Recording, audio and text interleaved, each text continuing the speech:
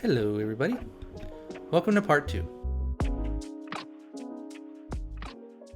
We'll set our Crontab editor to Vim for this demonstration. To create your own Crontab file, we're going to type Crontab-E, E for edit. If this is your first time creating a Crontab file, it may look like this. Crontab creates a temporary file for you, and if your syntax is wrong, it will warn you when you try to save it.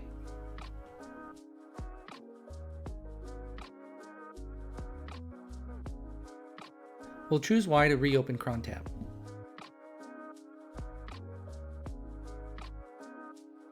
Now, the very first thing we want to do is write our Crontab schedule in plain English. Every 5 minutes, between 8 a.m. and 5 p.m., on the 1st and 15th of every month, first and last quarter of the year, any day of the week, run this script.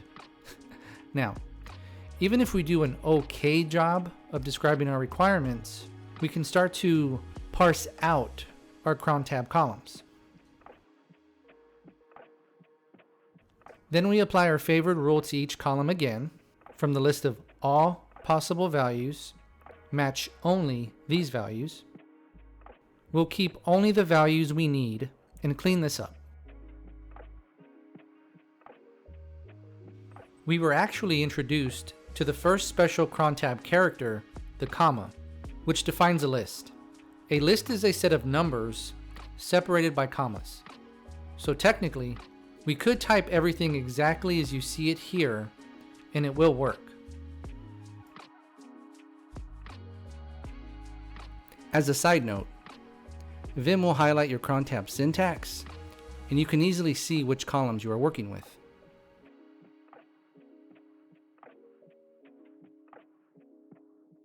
Now, we could call it a day and say that we're done, but we can do a lot better. You may have noticed the values in the minute column jumped, or stepped, being the key word, in increments of 5.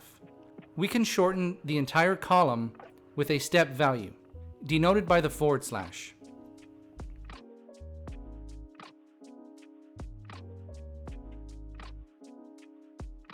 which can be read as match all values, but start from 0 and step through in increments of 5. We can also shorten our hour column with another special character, the dash, which is for defining a range. A range is an inclusive set of numbers from the first to the last.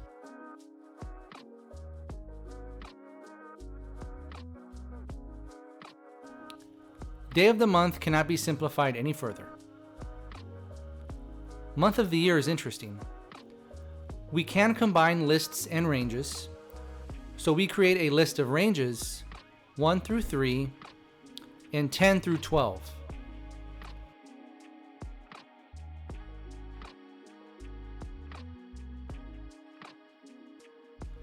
Day of the week explicitly lists all possible values, so we can shorten this with an asterisk.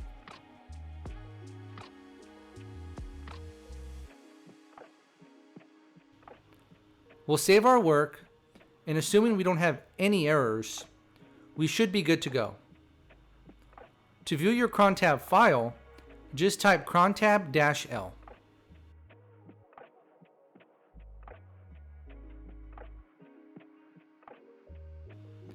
If you want more detail on the lists, step value, and range syntax, you can go to the man Crontab.